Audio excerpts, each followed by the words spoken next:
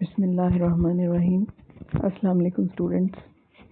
Today we are going to discuss another very important sensation, which is we are going to discuss in last, because I have explained in fact 5 sensations in previous lectures. Today we are going to start on with auditory sensation, which is the second most important sensation which human beings possess. So this is auditory sensation. Auditory sensation is next to the visual sensation. As I have already explained that we achieve 80% of our knowledge through vision. Now the auditory sensation is second most important sensation next to the visual sensation. Auditory sensation is the most important means of collecting information about the world. The ear is the sensory organ of auditory sensation. Sound waves serve as a stimulus for the ear. These waves are generated by specific vibrations. Another important characteristic of sound waves is that they cannot pass through the space. They require a medium for their transmission, so they cannot pass through the space. यानी खला में से नहीं गुजर सकती, इनको air चाहिए होती है, मीडियम चाहिए होता है. और ह्यूमन एयर की जो रेंज है, human ear can detect the sounds measuring from 30 cycles to 20,000 cycles a second.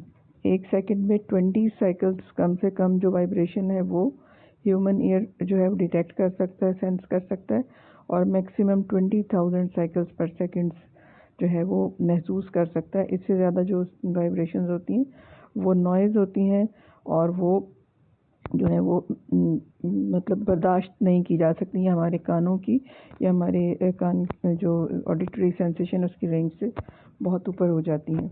इसके आगे जो कैरेक्टरिस्टिक्स ऑफ साउंड वेव्स हैं ये आपने नहीं करना, because we are concerned about the structure and function of the ear. So ये नहीं आपने पढ़नी characteristics. Now coming towards the structure of the ear. Like eyes, every human being possesses 2 ears which are located on both sides of the face. So like the structure of eye, in order to understand the function of the ear, we can divide it into 3 parts: outer ear, middle ear and in the inner ear. So one by one हम इन तीनों को देख लेते हैं. As compared to the eye, the structure of the ear is relatively simple and easy to understand. तो उसको अब हम देखते हैं कि आउटर एयर क्या होता है. आउटर एयर के क्या स्ट्रक्चर्स हैं. आउटर एयर जो है, it is called the collector. It is the outermost part of the ear. Its function is to collect sound waves and transmit them onwards. It is also known as the collector, जमा करने वाला. तो ये जो बाहर का एक हमारी कान का जो बाहर का हिस्सा जो दोनों हमारे फेस के दोनों तरफ होता है, ये जो है वो एंट्रेंस है. So this part is called pinna. This is the visible part of the ear. This part is made of a soft bone. It is convoluted, बल खाती हुई होती है, convoluted होती है, which serves 2 purposes. Dirt, grime, water etc. cannot enter the ear directly because of convulsions. जो ये मैल और हवा, dirt जो है, या germs भी यहीं बाहर ही फंस जाते हैं. जो कन्वर्जन्स होती हैं, जो पेचो खम होते हैं कान के, उसमें फंस जाती हैं. एक इसका ये फंक्शन है. और दूसरा, it gathers maximum sounds and transmits them inside. तो ये जो इसके कन्वर्जन्स हैं ये एयर को इकट्ठा करते हैं एक जगह पर. बहुत मैक्सिमम जो एयर होती है उसकी इंटेंसिटी को कम किए बगैर कान के अंदर वाले पार्ट्स को ये ट्रांसमिट करते हैं. तो ये जो है बाहर का हिस्सा, जिसको हम पिन्ना कहते हैं. फिर कान के अंदर जो है उंगली आप डालें तो एक ट्यूब जो है वो अंदर को जाती हुई नज़र आती है, महसूस होती है. इस ट्यूब को कहते हैं auditory canal. This is 1.5 inch long tube, 1.5 inch लंबी होती है. It secretes a soft substance called the earwax. कान के अंदर एक वैक्स होता है This air wax keeps the auditory canal wet and soft. Wet रखती है, सॉफ्ट रखती है, और उसका फ़ायदा ये होता है कि जो एयर साउंड वेव्स की ट्रांसमिशन इजी होती है, और इसके अलावा जो है कोई भी अगर जर्म या इंसेक्ट कान के अंदर जाए तो इस वेट सरफेस के ऊपर स्टिक हो जाता है. It also contains tiny hair.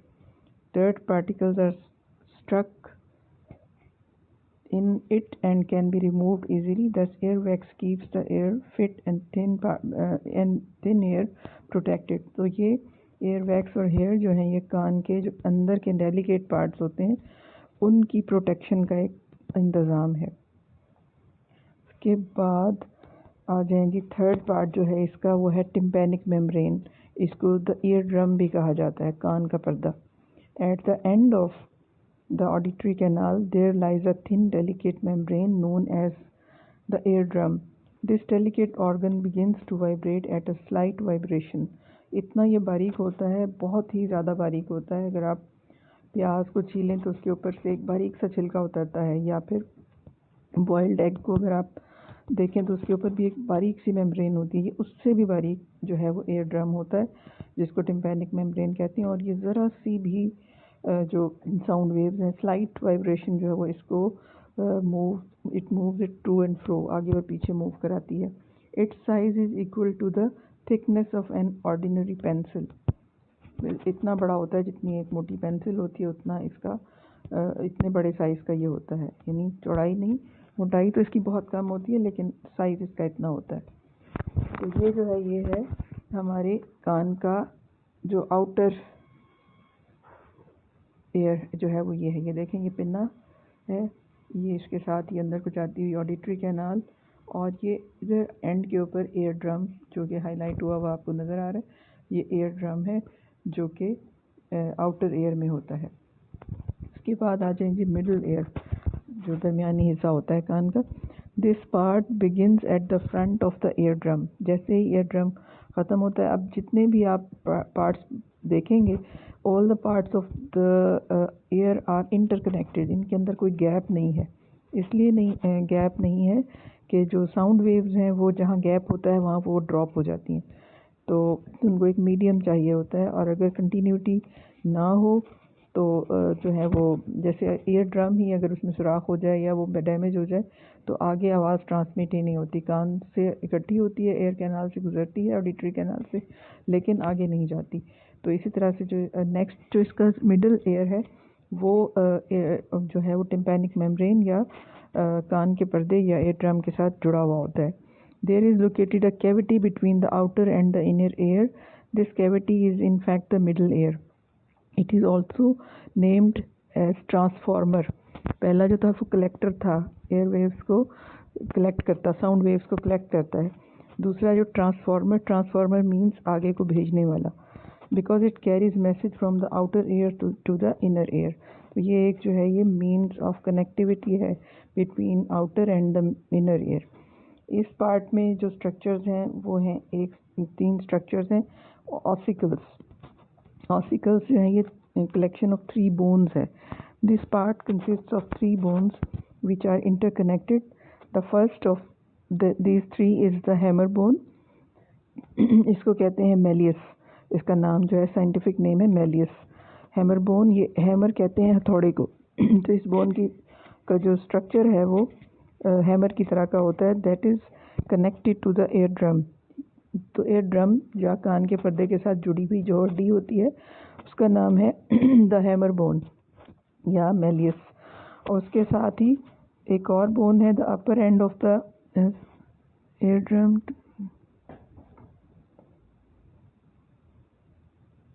The hammer bone is connected to the eardrum at one end and to the anvil bone at the other end. जब जैसे ही हैमर बोन ख़त्म होती है उसके आगे एक और बोन शुरू होती है जिसका नाम है एनविल बोन. एनविल जो है ये एक टूल का नाम है जो कि मोची के पास होता है. अगर आप कभी कॉबलर के पास जूता बनवाने जाएं तो उसके पास एक टूल होता है जो ऊपर से ऐसे चौड़ा सा होता है और नीचे से उसका पैर सा होता है, उसका नाम होता है एनविल. तो ये बोन जो है ये क्योंकि एनविल से, अभी मैं आपको इसकी डायग्राम भी दिखाऊंगी तो आपको समझ आ जाएगी. तो वो एनविल से रिजेंबल करता है, तो इसलिए इसका नाम एनविल बोन रखा गया है। तो हैमर बोन या जो पहली बोन है जो मैलियस जिसका नाम है, वो हमारे एयर ड्रम के साथ जुड़ी हुई होती है। जैसे ही ये बोन ख़त्म होती है तो एनविल बोन स्टार्ट हो जाती है। तो एनविल बोन जो है, जैसे ही एनविल बोन ख़त्म होती है तो एक और बोन शुरू होती है जिसका नाम है स्टायरप बोन। स्टायरप या स्टिरप बोन, स्टिरप या स्टायरप कहते हैं रकाब को। कभी अगर आपने घोड़े पे चढ़ते हुए किसी शाह सवार को देखा हो तो वो एक सीन होती है जिसमें पाँव रखने की जगह बनी हुई होती है, तो वो पाँव रखने की जो जगह है उसको सैडल स्टायरप कहते हैं, स्टिरप या स्टायरप कहते हैं। उसकी भी शक्ल इस बोन की, क्योंकि स्टायरप जैसी होती है तो इसलिए इसका ये नाम रखा गया है। तो ये जो 3 बोन्स हैं, ये तीनों इंटरकनेक्टेड बोन्स होती हैं, एक दूसरे के साथ जुड़ी हुई होती हैं। तो the stirrup bone is attached to the anvil bone and at the other end to oval window. एक विंडो होती है जो अभी मैं आगे आपको बताऊंगी ये क्या होती है। विंडो कोई खिड़की नहीं होती, ये एक ऐसे खला सा होता है, एक ऐसा कैविटी होती है जो कि एयर प्रेशर को कम नहीं होने देती। एक गोल है वो कैविटी और एक ओवल है। तो ओवल विंडो जो है वो इसके आगे होती है स्टायरप बोन के। The stirrup bone transfers the whole pressure of sound waves coming from the outside of the oval window। तो कान के बाहर की तरफ से जो भी साउंड वेव्स आ रही होती हैं उनको पूरी प्रेशर के साथ जो है वो कान के इनर सेक्शन की तरफ जो है ये मूव करता है। इसमें अब मैं आपको दिखाती हूँ, ये आउटर एयर आपको नज़र आ रहा है, ये देखिए ऑडिटरी कैनाल या एयर कैनाल है, और ये एंड के ऊपर हल्का सा जो एक शेडेड पार्ट है, this is the air drum और टिम्पैनिक मेम्ब्रेन। आउटर एयर जो है इसके 3 पार्ट्स, इसकी एक स्लाइड है pinna. The visible part of the outer ear, it collects sound and directs it into the ear canal. दूसरा है जी एयर कैनाल क्या होती है, the tube through which sound travels to the air drum. और outer layer tympanic membrane vibrates when sound waves reach it. जैसे ही sound waves इस तक पहुंचती हैं तो ये वाइब्रेट करने लग जाता है, आगे पीछे जाने लग जाता है। इसके बाद 3 बोन्स जो हैं उनके ये देखिए नाम लिखे हुए हैं। हैमर बोन, मैलियस है इसका नाम। उसके बाद एनविल इसके साथ जुड़ी हुई है, इसका नाम इनकस। और third is the stirrup bone which is scientifically called stapes. तो ये 3 बोन्स हैं। अब इधर जो है वो आपको इनकी डायग्राम भी नज़र आएगी, ये देखिए। ये पहली बोन मैलियस, ये बिल्कुल हथौड़े की तरह की बोन है। ये देखिए यहाँ नीचे जो है ये एक जो लाइन जिसके ऊपर है ये है एयर ड्रम। पहली बोन जो है ये हैमर बोन, वो इसके साथ जुड़ी हुई है। उसके बाद ये दूसरी बोन इनकस, ये आप देखिए ये इस तरह का जो स्ट्रक्चर है ये मोची का के टूल से मुशाबिहत रखता है, तो that's why it is called the anvil bone, और इसका नाम है incus. Third bone is stirrup bones और या स्टेप्स। ये देखिए ये आखिर में आपको नज़र आ रही है, ये जो है घोड़े के ऊपर जब कोई बैठता है तो पाँव ऐसी एक स्ट्रक्चर पे रखता है, तो इनकी जो शेप है उसकी वजह से ये इनके नाम रखे गए हैं। तो ये तीनों बोन्स हैं, पहली बोन एयर ड्रम के साथ अटैच्ड है, दूसरी जो है वो पहली बोन के साथ अटैच्ड है, और तीसरी बोन जो है वो दूसरी बोन के साथ अटैच्ड है। इनके दरमियान कोई गैप नहीं है।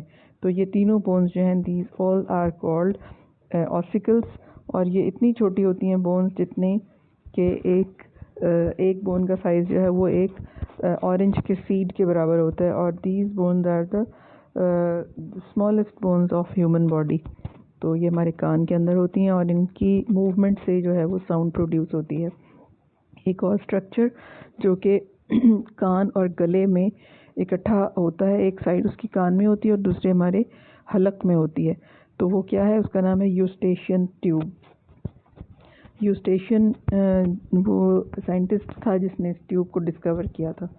अ tube extends from the middle ear to the throat, हमारे गले में जाती है। It is known as the Eustachian tube. Its function is to equalize air pressure on either side of the air drum. Eardrum जैसे मैंने आपको बताया कि बहुत ही डेलिकेट मेम्ब्रेन होती है और ज़रा सा भी एक्स्ट्रा प्रेशर या कोई भी नोकदार चीज़ जो है वो उसको रप्चर कर सकती है, फाड़ सकती है। और अगर ये रप्चर हो जाए तो फिर जो है वो डेफनेस या बहरापन जो है वो हो सकता है, कंप्लीट या पार्शियल। तो इसके ऊपर अगर बहुत तेज़ आवाज़ इसके ऊपर स्ट्राइक करे तो ये फट सकता है। दैट्स वाई इसके ऊपर प्रेशर को कांस्टेंट या मेंटेन रखना बड़ा ज़रूरी होता है। जैसे आपने आई के स्ट्रक्चर में पढ़ा था कि एक्स्ट्रा लाइट जो है वो इनर पार्ट, इंटरनल जो पार्ट्स हैं आई के, उनको डैमेज कर सकती है, इसलिए जो मिडिल लेयर होती है वो लाइट को एडजस्ट करती है। तो यहाँ पर भी जो मिडिल एयर है उसका एक स्ट्रक्चर जो है वो कान के जो इंटरनल पार्ट्स हैं और जो टिम्पैनिक मेम्ब्रेन या कान का पर्दा जो है उसके ऊपर एयर प्रेशर को कांस्टेंट या बैलेंस्ड रखने के लिए होता है, और उनमें से एक जो है वो यूस्टेशियन ट्यूब है। द इंक्रीज और decrease in air pressure on either side of the air drum, अब बाहर की तरफ से या अंदर की तरफ से अगर प्रेशर बहुत ज़्यादा हो जाए या बहुत कम हो जाए, can cause damage to it, इसको ख़राब कर सकता है, डैमेज कर सकता है। If a very loud sound strikes the ears, these sound waves traveling through the eustachian tube go out of the throat। बहुत सारी तेज़ आवाज़ अगर होती है, बहुत ही ऊंची आवाज़ अगर कान में एंटर हो जाती है तो फिर कान का जो अंदर के पार्ट्स हैं या फिर जो कान का पर्दा है उसको महफूज रखने के लिए जो एडिशनल या एक्स्ट्रा जो साउंड होती है वो टिम्पैनिक इसके यूस्टेशियन ट्यूब के थ्रू जो है वो हमारे थ्रोट में चली जाती है। दस the air drum escapes damage, तो इसलिए एयर ड्रम जो है उसको डैमेज नहीं हो सकता। ये मैं आपको यहाँ दिखा देती हूँ कि ये यूस्टेशियन ट्यूब है कहाँ।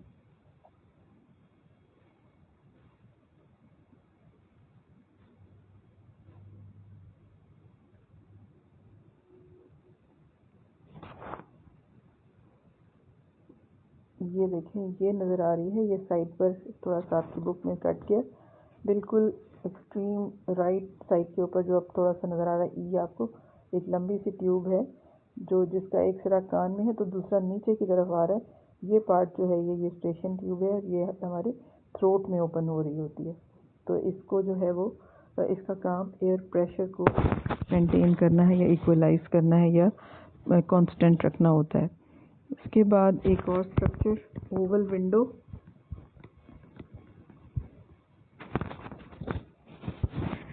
This part of the middle ear is connected through the oval window to the inner ear. The oval window lies next to the stirrup bone. जो आखिरी बोन है तीसरी, उसके आगे एक कैविटी होती है, खाली जगह होती है जिसको हम ओवल विंडो कहते हैं। When the stirrup bone vibrates, sound waves enter the inner ear through the oval window। तो जैसे मैंने आपको बताया है कि वाइब्रेशंस जो हैं वो साउंड वेव्स प्रोड्यूस करती हैं। साउंड वेव्स जो हैं वो ट्रेवल करती हैं ऑडिटरी कैनाल से, वाइब्रेट करती हैं हमारे ईयर ड्रम को, कान के पर्दे को। कान के पर्दे जैसे ही वो वाइब्रेट होता है, first bone the hammer bone is vibrated, then this vibration is transmitted to the second bone which is the anvil bone, and then third bone is vibrated due to the second bone। पहली दूसरी bone में vibration होती है तो वो third में transmit होती है। थर्ड बोन जो कि स्टाइरप बोन होती है वो ओवल विंडो के साथ अटैच्ड है। ओवल विंडो जो उसकी वाइब्रेशन होती है वो ओवल विंडो को जाती है और फिर वहाँ से वो इंटरनल जो पार्ट है एयर का उसमें चली जाती है। तो इनर एयर जैसे पहले भी मैं बता चुकी हूँ कि the most sensitive region of the ear, और this is called the converter और रिसीवर। तो कन्वर्ट करना यानी साउंड वेव्स को बामानी बनाना या उसको रिसीव करके ब्रेन तक पहुँचाना। तो इनर एयर क्या है? The inner air is the most sensitive part of the air. It is also called converter और रिसीवर। अब मैं एक बार रिवाइज कर देती हूँ। Outer air is called collector, middle ear is called the transmitter, and the inner ear is called the receiver or converter, यानी receive करके आगे पहुंचाना। This part lies next to the oval window. It contains receptors। अगर आप recollect करें इसको structure of आई को, तो उसमें the inner layer of the eye which is retina, retina contains the photoreceptors जिनको हम रॉड्स एंड कोन्स कहते हैं। तो इसी तरह से जो inner layer of the air contains sound receptors. The sound waves received in this part are conveyed to the temporal lobe where auditory sensation is produced. तो ये भी आप पढ़ चुके हैं कि टेम्पोरल लोब जो है ये ब्रेन में हमारे फ्रंटल लोब के नीचे होती है, निचले हिस्से में, और ये हमारी 3 सेंसेशन से कंसर्न्ड है। एक जो है वो उनमें से एक हियरिंग भी है, और इस तरह से टेस्ट और स्मेल का ताल्लुक भी इसी एरिया से है। तो इनर ईयर जो है उसके अंदर जो है वो 4 बहुत इंपॉर्टेंट स्ट्रक्चर्स मौजूद हैं। एक का नाम है semi circular canals, vestibules, cochlea और राउंड विंडो। इनको वन बाय वन हम देख लेते हैं। सेमी सर्कुलर कैनाल्स, ये बड़े इंटरेस्टिंग और अमेजिंग स्ट्रक्चर्स हैं दोनों कानों में। ये 3 ट्यूबुलर स्ट्रक्चर्स हैं जो कि 2 जो हैं वो बेस लाइन पर होती हैं और एक जो है वो उसके ऊपर परपेंडिकुलर होता है। यानी ये ऐसे होती हैं जैसे 2 नीचे लेयर, 2 जो कैनाल्स हैं वो नीचे लाई करती हैं और एक उनके ऊपर। तो these are 3 in number, 2 of them are horizontal and 1 is vertical. Horizontal कहते हैं जो दाएं से बाएं की तरफ जाए, और वर्टिकल कहते हैं जो ऊपर से नीचे की तरफ आए। तो एक जो है वो ऊपर से नीचे की तरफ आती है और 2 जो है वो ग्राउंड प्लेन पर हैं। These canals are filled with a fluid that helps a person to maintain balance. ये जो है इनका काम जो है वो हियरिंग के साथ बहुत ज़्यादा ये कंसर्न रिलेटेड नहीं है। इनका जो ज़्यादा कंसर्न है वो है maintenance of body balance. They are not directly linked to hearing. A person feels dizzy when the fluid in these canals moves rapidly or improperly. हम आम जब चल फिर रहे होते हैं तो हम बैलेंस्ड फील करते हैं, हमें गिरने की या चक्कर आने की फीलिंग नहीं होती, इसलिए कि इनके अंदर जो फ्लूइड होता है वो नॉर्मल सतह पर होता है, शेक नहीं हो रहा होता या बहुत तेज़ी से मूव नहीं करता। लेकिन जब कभी आप बैठते हैं बहुत ऊंचे झूले पर, रोलर कोस्टर पर या हिंडोलों पर, या हम पहाड़ों पर जाते हैं, तो क्या होता है कि इनका जो फ्लूइड है वो उसके अंदर एक एबनॉर्मल मूवमेंट होती है। झूलों पे तो वो बहुत तेज़ी के साथ शेक होता है, और पहाड़ों पर जब हम टिल्ट होते हैं, हमारी बॉडी जो है वो टिल्ट होती है गाड़ी में बैठे हुए, तो उससे जो है वो ये जो इनके अंदर का जो फ्लूइड होता है उसकी मूवमेंट जो है वो नॉर्मल नहीं होती है, डिफरेंट होती है आम हालात से। तो इसका जो सिग्नल हमारे ब्रेन को जाता है वो ये जाता है कि something is going wrong. That's why brain produces feeling of sickness और डिजीनेस, चक्कर आने की या बीमार होने की या वॉमिटिंग की या मतली की, नौसिया हम फील करते हैं। झूले पे भी अगर आप बैठें या पहाड़ों पर जाएं तो चक्कर आते हैं और नौसिया की फीलिंग होती है या फिर डिजीनेस फील होती है। तो वो जो है वो इन सेमी सर्कुलर कैनाल्स के फ्लूइड की जो इम्प्रॉपर मूवमेंट होती है उसकी वजह से होता है। तो ये कैनाल्स जो हैं ये डायरेक्टली लिंक्ड नहीं है हमारी हियरिंग से, बल्कि इनफैक्ट है ही नहीं, और इनका ताल्लुक जो है ये, इनको हम कहते हैं बैलेंस ऑर्गन्स, जो कि हमारे कानों में होते हैं। और अगर किसी को क्रॉनिक कोई वो हो, इन्फेक्शन हो कानों का, और वो इन्फेक्शन जो है वो पहुंच जाए इन सेमी सर्कुलर कैनाल्स के ऊपर, तो ऐसे लोग जो हैं उनको बहुत चक्कर आते हैं और बहुत इस टाइप की फीलिंग्स होती हैं, जो सिकनेस होती है या नोज़िया फील होता है। इसके बाद जी दूसरा स्ट्रक्चर है vestibule. The part next to semicircular canal is called vestibule. इसकी बहुत डिटेल नहीं है, लेकिन जो मेन बहुत important structure which is the actual organ, actual structure which is actually related to the hearing is called cochlea. कॉचलिया इसको लिखते हैं लेकिन इसको पढ़ते कॉक्लिया हैं। Cochlea consist of 3 tubes which are separated from each other by a thin membrane. These tubes are as follows: cochlear canal, vestibular canal and tympanic canal. ये एक structure जो है ये स्नेल या घोंघे की शक्ल का होता है।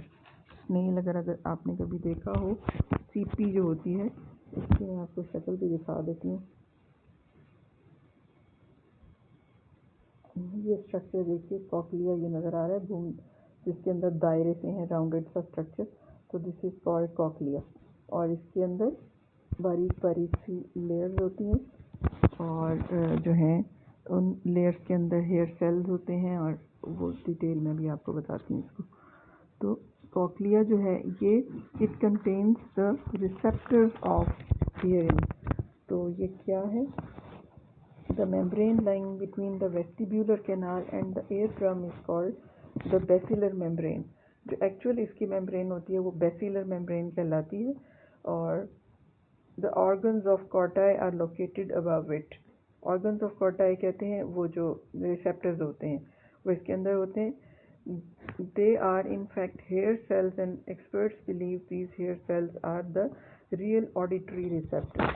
यानी ये एक्चुअली जो है वो सुनने के सेल्स होते हैं। ये हमारी जो साउंड वेव्स होती हैं इनको पिक करके ऑडिटरी नर्व के थ्रू ब्रेन तक पहुंचाते हैं और हम उस चीज़ को फिर सुनते हैं।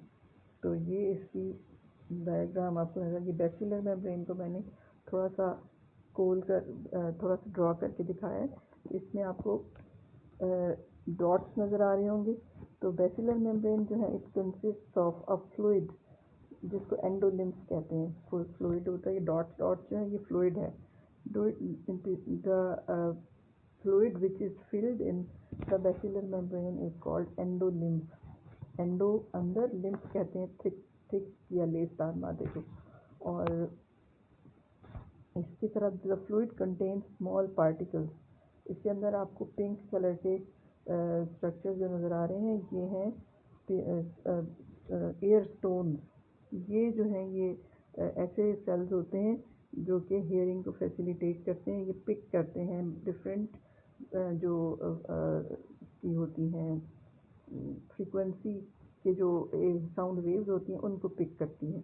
तो ये जो है एक्चुअली जो अगर हम सिंप्लीफाई करें कॉकलिया को, तो कॉकलिया का स्ट्रक्चर एक मेम्ब्रेन पर मुश्तमिल है, या cochlea consist of a membrane which is called a basilar membrane, and basilar membrane is filled with a fluid which is called endolymph, and endolymph contains small cells which are called the ear stones, and these ear stones are the receptors which facilitate the hearing process।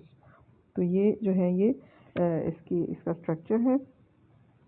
और उसके बाद इसके आगे भी एक दो slides हैं वो मैं आपको दिखाती हूँ। कॉकलिया, ये देखिए ये आपको लिखा हुआ नज़र आ रहा है, अगर आप लिख सकें तो इसको लिख लें। Cochlea is a tiny snail shaped structure in human inner ear. ये नज़र आ रहा होगा आपको। Main organ of hearing, hair cells are basic functional units.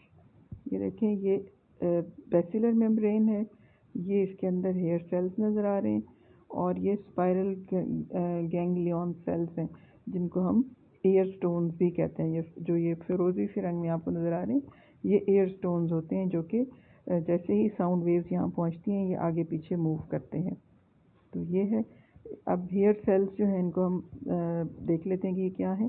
Thousands and thousands of tiny nerve cells called hair cells line the inside of snail shaped structure the cochlea. Cochlea जो कि snail की शक्ल का एक structure है, उसके अंदर उसकी लाइनिंग में thousands and thousands of tiny nerve cells होते हैं जिन्हें हेयर सेल्स कहते हैं। Each hair cell is responsible for picking up a different sound sort of like keys on a piano. जैसे पियानो के ऊपर जो कीज होती है ना, वो हर की जो है अलग साउंड प्रोड्यूस करती है। ऐसे ही हर हेयर जो है वो एक अलग फ्रीक्वेंसी को पिकअप करता है, but on a much more detailed scale. All of the hair cells work in concert to code the incoming sound and send it on to the brain where sound is heard। सारे जो हैं वो different waves को, ये बड़ा automatic mechanical process है और हमें समझ भी नहीं आ सकती। जैसे आप इस वक्त भी सुन रहे हैं तो ये जो साउंड वेव्स आपके कानों में आ रही हैं ये एट द टाइम बहुत बेशुमार हेयर सेल्स जो हैं वो उनको उनसे वाइब्रेट हो रहे हैं, उनको पिक कर रहे हैं और उसको हमारी जो है वो टेम्पोरल लोब में पहुंचा रहे हैं। तो इससे हमारा हियरिंग प्रोसेस जो है वो कंप्लीट होता है। एक और जो स्लाइड है वो भी आप समझें, इसको देखें। The inner ear structure called the cochlea is a snail shell like structure divided into three filled parts, two are canal. बस इसको इतना ही काफ़ी है। ये देखें इधर आपको ये नज़र आ रहा है कॉकलिया ब्लू से कलर में, ये इसका पार्ट है। के बाद हम आते हैं आपकी बुक की तरफ। Auditory nerve, the auditory nerve is attached to the end of the cochlea. Cochlea जहाँ ख़त्म होता है वहाँ पर ऑडिटरी नर्व शुरू हो जाती है। यहाँ से मैं आपको दिखा देती हूँ। यहाँ पे इसमें नहीं नज़र आ रही, लेकिन ऑडिटरी नर्व जो है वो एंड ऑफ द कॉकलिया जहाँ ख़त्म हो रहा है वहाँ ही उसके साथ नज़र आएगी आपको।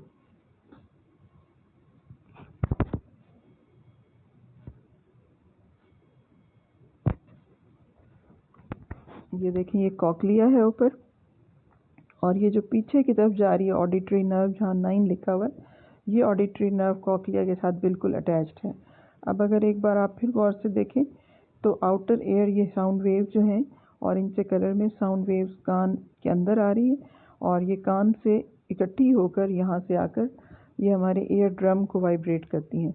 यहाँ से फिर ये 3 बोन्स जो हैं, ये एयर ड्रम है पर्पल से कलर में, मैजेंटा से कलर में, ये एयर ड्रम है, कान का पर्दा, ये वाइब्रेट होता है।